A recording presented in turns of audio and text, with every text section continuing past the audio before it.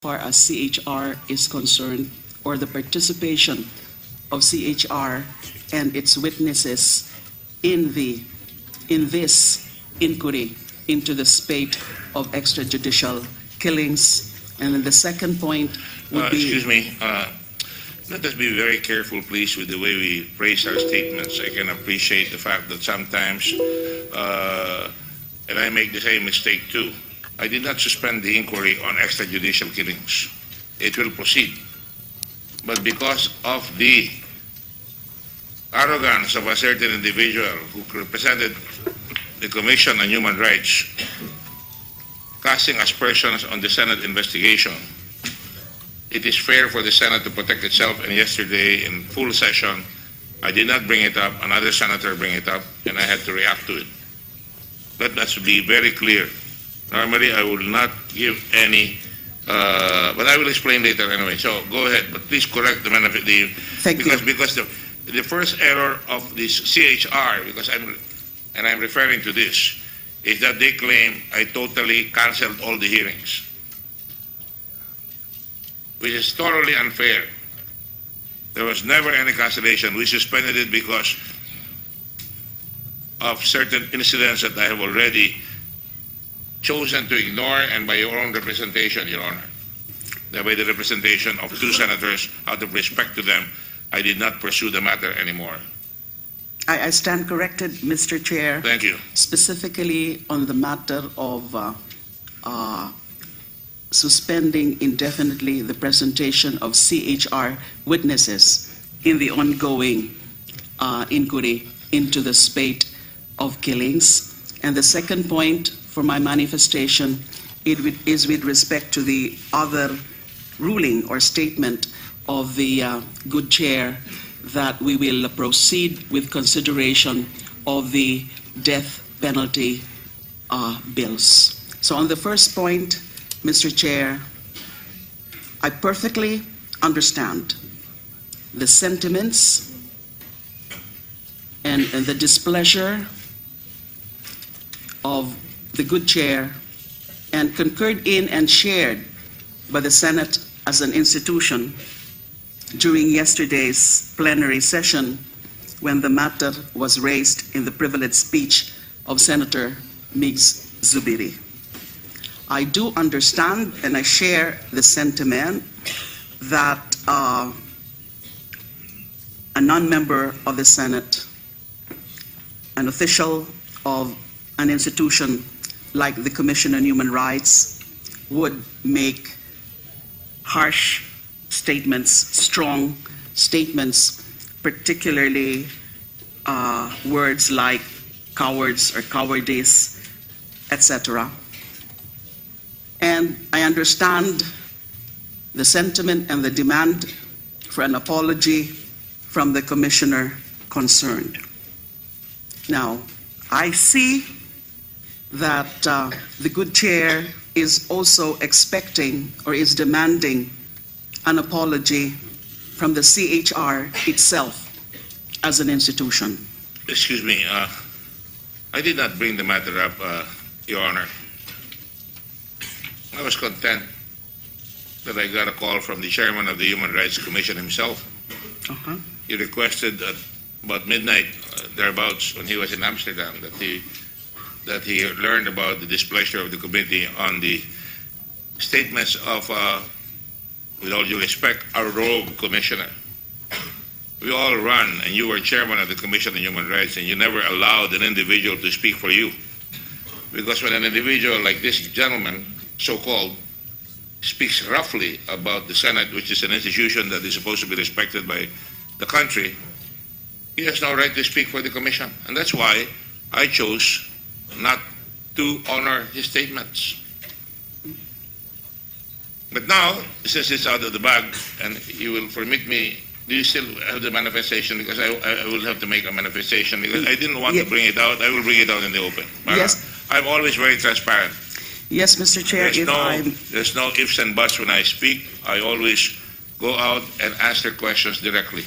If I may, please go ahead. Be allowed to proceed. But be sure, because we have a long day. With my manifestation. All right.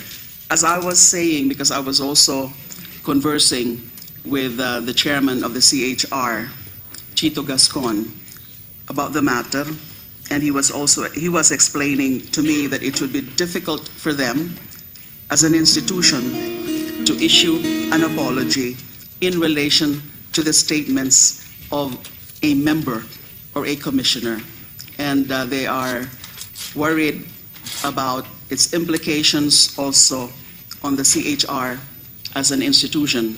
Again, let's be careful with the words. The expectation of the chair and the committee and the Senate is that the chairman of the Commission on Human Rights talk to this individual, and if he does not agree, the proper and correct thing to do would be to say, we dissociate ourselves completely with the statement of this individual, unless the Commission on Human Rights is now saying they agree with the statement made by this individual. That's a matter that's different from what the gentle lady is saying. I did not demand any apology. You know, apologies are made by gentlemen on their own. You know, you cannot demand an apology. You cannot demand respect. Respect is earned. When somebody comes out, maybe because he wants to have his 2 minutes of fame, siguro gusto niya lang sumikat, kaya hindi ko pinatulan po eh. Hindi ko po siya pinatulan, kaya lang nilabas na nga dahil tinatamaan na yung Senado na napakapangit ng sinabi.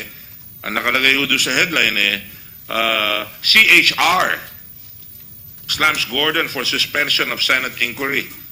In the first place, I cannot suspend anything without a motion. And there were senators at that time who were asking for a suspension already, to terminate, in fact. And I said, no, it was just an oversight on the part of Senator De Lima. She's trying to explain about the failure to show that there was actually evidence being presented that was not known to us, and that was the NBI document that showed different witnesses, different principles than what was alleged by Mr. Matubato in 3 contrarian counter affidavits. The affidavit of Matubato, first of all, saying that he did not take part in the killing of this Makdum, and then the second affidavit again saying that he saw the killing, nilalastas ang leg, that he did not participate, and that he saw certain policemen that he knew who was there.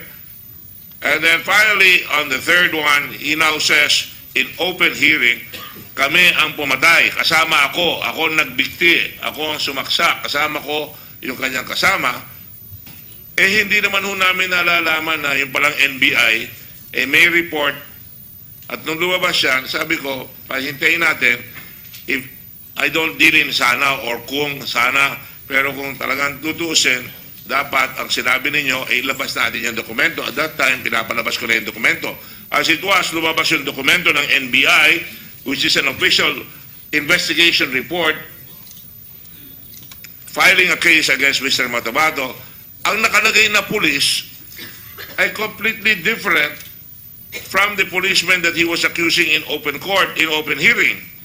Eh, di talaga nagsisinungaling na yung tao. Pero hindi lumali. I'm not here to judge anybody so far. Pero nung lumabas na nga ho yung dokumento na yan, eh, hindi ba dapat naalaman ng committee yun? Kaya, nagalit na ho yung ibang kasama natin, hindi ko nababanggitin, inaawat ko nga lahat tayo, eh sana kung pwede lang, kayo nag-motion, as you did today, mag-motion kayo for suspension, eh hindi, nung dumating na si Senator Trillanes, nagtaas na rin kayo ng boses, eh hindi naman ho pwede yung chairman, itatameme na lang. Hindi naman ho po pwede na magkakagulo yung Senado, at ako yung matras pa nga, sige ho, sabi ko, continue. Eh, that was really uncalled for, and that is why I was going to deliver a privilege speech and ask for an ethics investigation, which I did not. And in fairness to you, without even you coming to me, it was Senator Trillanes who came into my office uninvited, and he apologized. And I did not even announce that to the media. The media is here. They asked me anong pinag-usapan. I did not even use the words apology. But since lumalabo na namang usapin, ayoko nga palabuhin ito dahil dapat matapos na tayo rito. Gusto kong matapos na ito eh. Dapat tapos tayo ngayong araw na ito eh. Tila yung magtatapos tayo, may lumalabas na bagong issue. Kahapon no, hindi ko inanunsyo na nagpunta kayo sa opisina ko, and I was appreciative. We were very kind and gentle to one another. I even said, kausapin mo yung human rights because hindi naman tama yung ginawa. Wala ako sa loob kay Chairman Gaston at siya'y tumawag sa akin. Pero dapat, it is authorized na lumayo sila sa statement na yon in black and white because this is the Senate. And when you say words like, there's every reason to believe it is Gordon who is afraid of hearing, I challenge him as a commissioner. The only way for him to recover his credibility as chairman is to continue with the hearing, which I did not say I was not going to continue, and listen to the other witnesses. Otherwise, there's every reason to believe he is the coward. Matawa lang ho naman ako eh. I don't, you know, you can call me a coward, you can call me anything because I know who I am. And not Matubato or De Lima, Kadi said. Ngayon, nabanggit ko na yung sinabi niya. No? And then he says, so what are they talking about? That Matubato was running away, afraid to confront the other witnesses. Hindi naman ho ako nagpaalis kay Matubato eh. Tumakas ho in the middle of the night. After 13 hours of hearing, tumakas. Pinatawad na nga ho natin yan. Sinantabi na nga natin yan para matapos na ito eh. Ngayon, lumabas naman ito ngayon. Kaya lang naman ako, medyo may imutok ng konti. Tumawag sa akin si chairman at sabi niya, aayusin niya, sasabihin niya, they will dissociate it. Pero ano ang lumabas? Ang lumabas, hindi ko na sinabi ito kahapon sa konti, maliit na bagay papalakin, pero alam ko na kung anong klase ang mga tao. Sa akin, pag nagsalita kayo ng sasalita at hindi nyo sinunod, alam ko na kung sino kayo. Kaya ako, pag nagsalita, talagang susundin ko yung sinabi ko. Ano ang sinabi? The Commission hopes that the Senate will come up with fair and credible results. Aba, the title of this commission, this committee that I did not even want to take over, is Committee on Justice and Human Rights. I don't need a commission to tell me about our human rights. I belong to a very good organization, and I've been there for 48 years, and we try to uplift humankind and alleviate human suffering and human dignity. Now, at the same time, under Senator Richard Gordon's chairmanship of the Senate, this is a statement that came out from the Human Rights Commission on Justice and Human Rights. The Commission continues to pray that the committee will succeed in ferreting out the truth. Pinagdadasal naman po tayo eh. Talaga naman yun ang pupuntahan natin eh. Wala naman akong pinapalampas dito eh. So, syempre, when Senator Subiri came out with that, I had to answer already. And we are not taking out human rights out of the equation. I just said, under the circumstances, kung pinagdududahan nyo ang committee ng Senado, una kayo pumunta rito because the Commission on Human Rights under the Constitution is allowed to investigate and recommend the filing of cases. Ipapadala nyo yung kaso rito ng mga testigo ninyo na pailan na ni General Bato, hiro na tuloy ako kay Bato at saka kay Bato, napailan na at pinuntahan kagad yung unang witness dito. Nakabuti nga yun eh. Inimbestiga na kagad yun eh. At ang sabi ko nga, sa totoo lang, lahat yan may testigo, dali na natin sa pulis, file na ng pulis. Pag hindi ginawa ng pulis yung kanilang trabaho, saka natin investigahin ng pulis kung talagang rank ang negligence nila, ang dereliction of duty, o ang pagsunod, may malfeasance o misfeasance or non-feasance. Sa akin in spite of maraming requests, and I don't want to be petty, pati nga ho expenses ng human rights, isa-charge sa committee. Okay lang ho sa akin yun, walang problema. Pero, wag naman, kung ayaw niyong respetuhin ang nag-iimbestiga, wag na kayong pumunta rito. Dahil hindi naman nyo kami re-respetuhin, hindi nyo re-respetuhin ang Senado, wag na, mag-aaway lang kami ni Chairman Gaston, na kaibigan ko, taga-UP, at kahit na ibang partido niya, hindi ko sinasama yon, pero magkaibigan kami, because ako rin, may partido rin ako, pero wala ako sinasabing bias siya.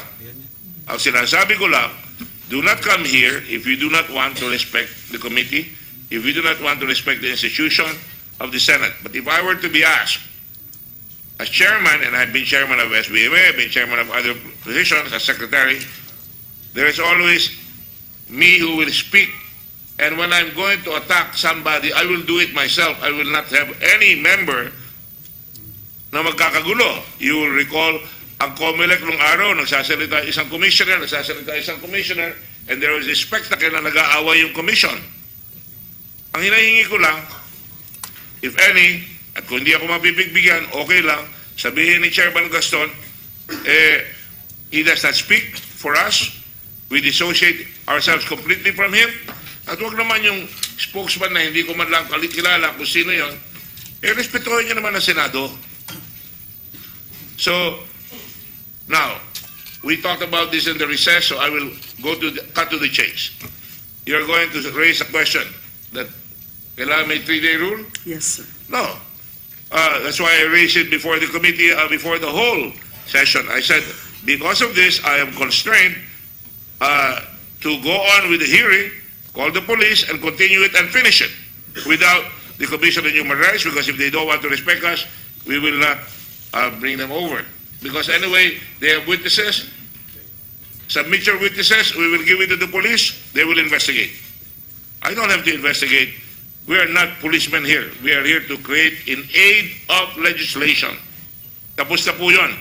Nasa isip ko na ho, susulat ho, by Monday, we will come out with a report. Linis na lang ho itong gagawin namin para matapos na yung mga tatanungin namin sa mga pulis. Kung meron tayo nakitang ginawa ng kapulisan na lapastangan sa karapatan ng pantao, i-file po natin ang kaso sa pulis. I-file ang human rights. Hindi po pwede kami mag-file. I can file on my own separate and individual capacity, but the Committee on Justice can only make a report, and it is up to the Senate President to refer it to the Ombudsman, to the Police Commission, or to whatever na mag-file sila. In the meantime, I do not intend to waste any more time on the issue. I don't want to be arrogant. If you disagree, take it to the floor of the Senate. Again, which should have been done yesterday. We are going to hear, and who knows, I am against, just to show you, I am against the death penalty. My father was assassinated. A niece of mine was badly murdered by a houseboy. Nahuli ng mga pulis, mayroon ko noon, sabi, patayin na namin, huwag yung papatayin. Ikulong natin. Ngayon may bill dito, na kinausap ako ng ilang mga senador, ano ba ang solusyon dyan? Payagan nyo na ang death penalty sa mga drugs. Para siguro, imbis na nagkakapatayan sa drugs, i-file na lang ang kaso. Gusto ko yun. Pero, I will not support the death penalty.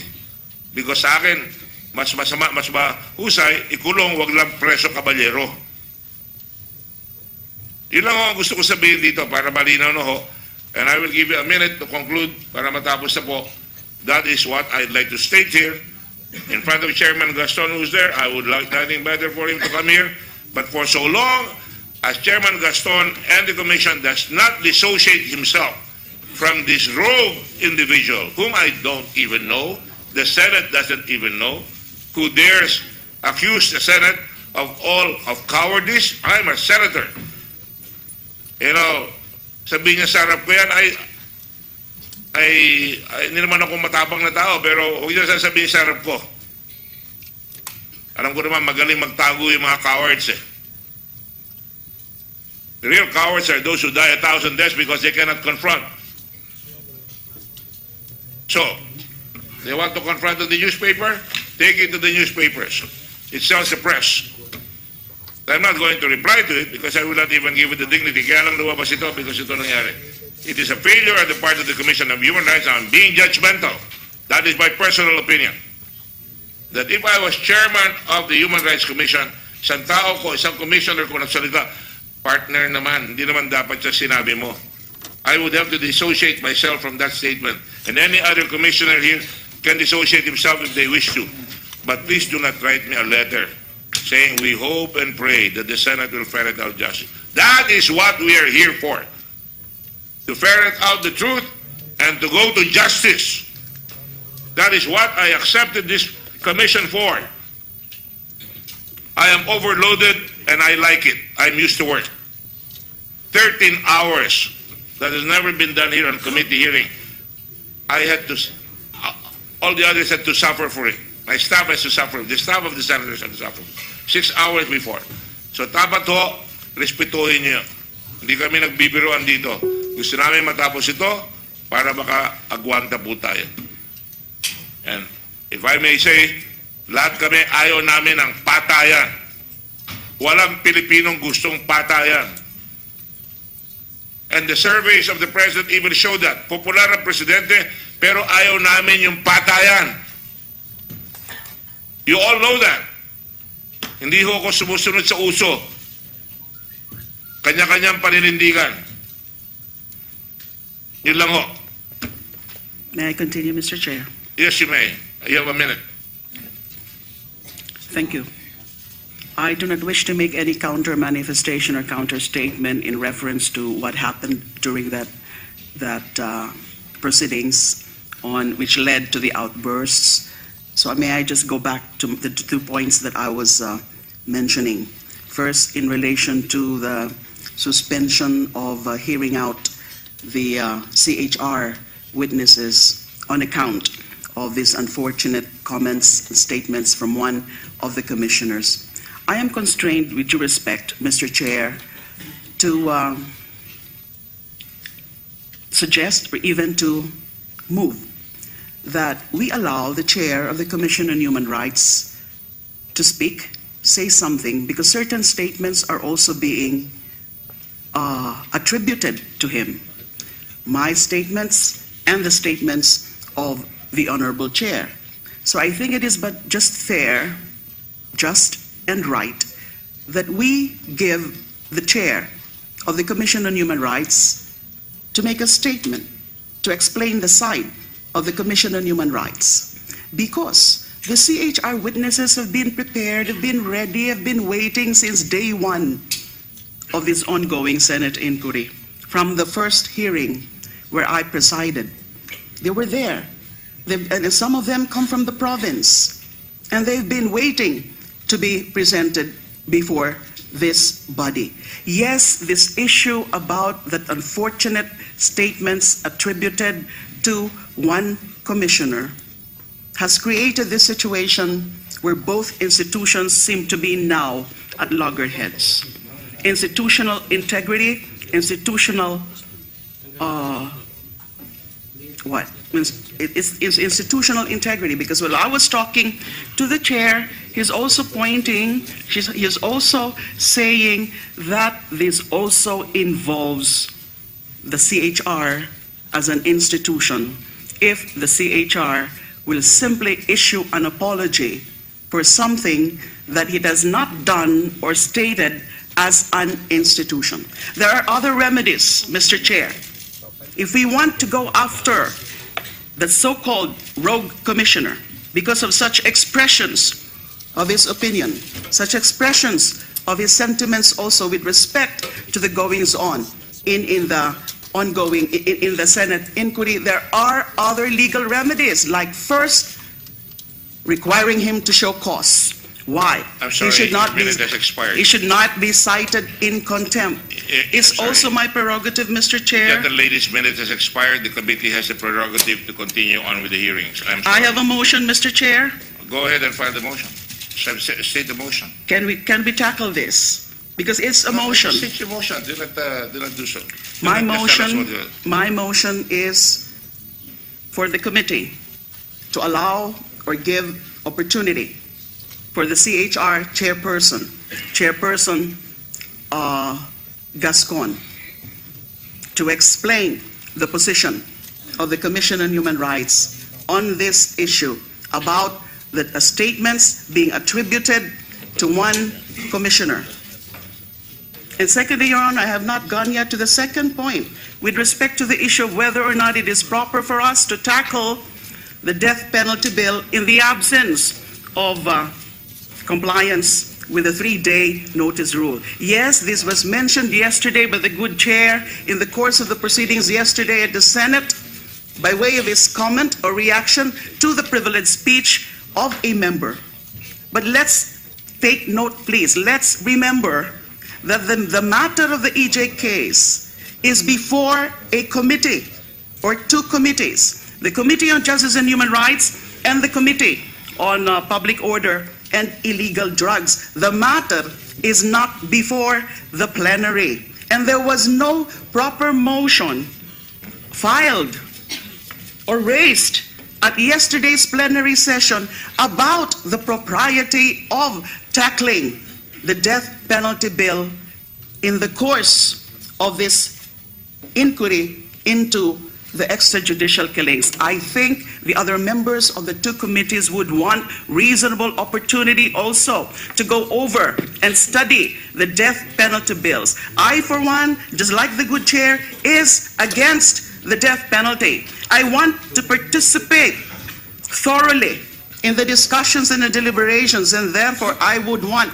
reasonable opportunity also to tackle that bill. Let us invite also appropriate resource persons in tackling a very important piece of legislation, the death penalty bill. We cannot just infuse it in the ongoing inquiry into the extrajudicial killings, because that is the very subject matter of this inquiry. So I raise a point of order, and I would want that also decided on by the committee. I will not be dissuaded from that. So I have two motions, Mr. Chair. You Thank can you very only much. have one motion at a time, and you're out of order. Let me just say this. Yesterday you apologized to me, and I did not even bring it up. Now you're going against the issue, and you're going against the grain. Now let me just finish. You cannot control this the way you controlled it last time. I don't want to fight with you. I respect you, but let me just point out, I am not going to veer from the purpose of this investigation. The whole hearings have been, so convoluted by all kinds of detours. The hearing started with an investigation on extrajudicial killing, and then all of a sudden, from out of the blue, an individual named Matabato was brought in, no affidavits, and the hearing was conducted that resulted in a fiasco where, unprecedentedly, the chairman was removed for lack of objectivity. And yet, you cannot blame this representation, because I went over backwards again. Without postponing the hearing, we went on as scheduled. We continued with Mr. Matabato even if it was going to derail. There were already inconsistencies. And we're not judging. We can prove that. I have all the charts to show that. But we continued on with that. It was a wild goose chase, and at the last minute, he disappeared. After 13 hours, when the moment of truth was going to go there for the confrontation with the people he was accusing, he left, only to discover that he had pending warrant of arrest. And now he's incarcerated in jail. And he should be brought to justice.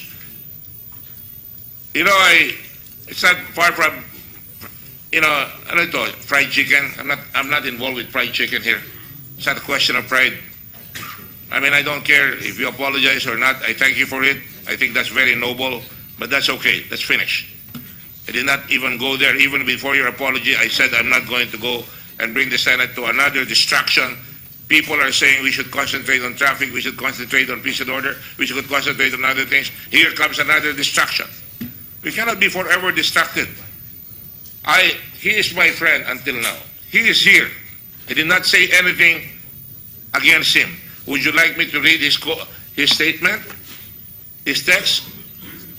I will not present him here, but with your permission, Chairman Gaston, I will read it because it speaks about you as a gentleman, but unfortunately it didn't happen. And I will quote, alam niyo, ito nag-text sa akin si Chairman Gaston, baka maging senador yung balang araw. Ano sabi po niya? Binasa ko po ito sa Senado kahapon. Kaya sabi ko, hindi na kailangan eh. Good evening po, Senator Gordon. I am currently in Amsterdam and heard about the news report that one of our commissioners criticized you. This is not the position of the commission and bank. And I Sabi niya, and I apologize for whatever aggravation this may have caused you and the honorable members of the Senate Justice and Human Rights Committee. I've spoken to the other commissioners and we hope to make it right. We hope to make it right. May I please call you? Thanks and God bless. And I replied to him, and we talked. Sabi niya, kakusapin niya ibang commissioners. Ang lumabas ho, ito. Did I bring this out? I did not. I did not. Senator Zubiri saw a newspaper report that we were being slammed. That, the CHR was slamming the committee. So he stood up. And when he stood up, I had to stand up already. Now, sa akin, wala ho yan. The personal apology of Chairman Gascon is taken into consideration. I respect him as a gentleman. He doesn't have to apologize to me. The least this guy could do is apologize for himself. But the point here is when the commission is dragged, when the headline, what is the newspaper? It's not here. When the newspaper, which I brought in a while ago, came in and says, big headline, CHR, talagang magkakaroon talaga ng issue dyan, which I did not raise. Tama na sa akin yan. Sabi na ni Chairman Gaston, pero lumabas na nga yan, pero lumabas na nga, ano ba ang gagawin? Papapuntahin niyo pa si Chairman Gaston and we will be diverted? I think that I don't have to do that. I think, eto binasa ko na, that's good enough for me. Mr. Chair, I'm withdrawing momentarily my second motion while we take up my first motion. I'm reiterating. The chair is confused. Which motion are you talking about? You cannot have two motions. My first motion, Mr. Chair, is to allow the Chair of the Commission on Human Rights to speak and to explain the side of the Commission on Human Rights on this issue at hand. Thank you. That is a pending motion. It has to be resolved first. Thank you. There doesn't seem to be any member of the committee here. Are we going to vote each other here?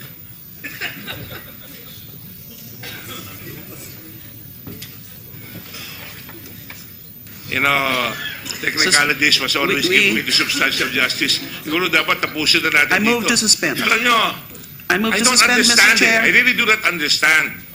When you make something, you accuse the president, sasabihin gano'n, i-withdraw. I-accuse him.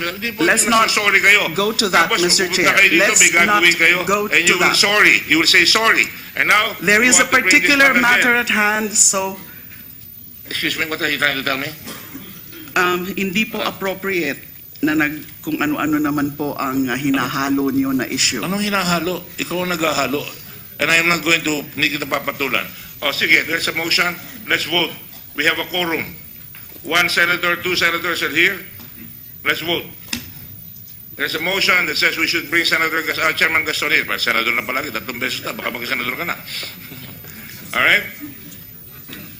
As many as are in favor of bringing Chairman Gaston, pag-apat na, to testify here. As many as are against? Walang boto. What do we do now? Then I raise the second motion. We defer at the moment. The motion is overruled because there is no vote. Okay? I will raise it again at the proper time. You can raise anything at the proper time. May I raise the second motion, or reiterate my second motion on the propriety of taking up the death penalty bill without compliance with the 3-day notice rule before this committee. I move that we defer the taking up of the death penalty bill until such time that there is compliance with the 3-day notice rule to afford the other members of the committee, sufficient notice as well as notice to resource persons. Is there a second? There appears to be no second motion, so the motion is overruled. Let's proceed. You may bring it up to the floor next time. It's better to bring it to the floor where everybody is here, because I brought it to the floor last time and you were there, you did not say anything. We shall now do it. You know, I'm sorry, I don't really cherish this discussions that are, Senator Raquel, are you ready to make your presentation on the death Just penalty? for the record, Your Honor, Mr. Chair, just for the record, you are speaking on the record all the time. We have not turned off the microphone. The plenary proceedings yesterday was not the proper forum or venue. I stand corrected. You're all obviously, you all have the answers, and I bow to your knowledge. It is brilliant. The proper forum is before brilliant. the committees themselves, not the plenary, because the matter of the EJKs is, and the other, and even the death penalty bill the chair will now proceed. has been referred already Senator Pacquiao is to the recognized. committee. You are not recognized anymore. That we will proceed with consideration of the death penalty bills. So on the first point, Mr. Chair, I perfectly understand the sentiments and the displeasure of the good chair, and concurred in and shared by the Senate as an institution during yesterday's plenary session when the matter was raised in the privileged speech of Senator Migs Zubiri. I do understand and I share the sentiment that a non-member of the Senate, an official of an institution like the Commission on Human Rights, would make harsh statements, strong statements, particularly words like cowards or cowardice, etc. And I understand the sentiment and the demand for an apology from the commissioner concerned. Now, I see that the good chair is also expecting or is demanding the Commission on Human Rights casting aspersions on the Senate investigation. It is fair for the Senate to protect itself, and yesterday in full session, I did not bring it up, another senator bring it up, and I had to react to it. Let us be very clear. Normally, I will not give any, but I will explain later anyway. So go ahead, but please correct the benefit. Because the first error of this CHR, because I'm referring to this, is that they claim I totally canceled all the hearings, which is totally unfair. There was never any cancellation. We suspended it because far as CHR is concerned, or the participation of CHR and its witnesses in this inquiry into the spate of extrajudicial killings. And then the second point would be... Excuse me. Let us be very careful, please, with the way we phrase our statements. I can appreciate the fact that sometimes, and I make the same mistake too, I did not suspend the inquiry on extrajudicial killings. It will proceed. But because of the arrogance of a certain individual who represented of certain incidents that I have already chosen to ignore, and by your own representation, Your Honor, by the representation of two senators, out of respect to them, I did not pursue the matter anymore. I stand corrected, Mr. Chair. Thank you. Specifically on the matter of suspending indefinitely the presentation of CHR witnesses in the ongoing inquiry into the spate of killings. And the second point for my manifestation is with respect to the other ruling or statement of the good chair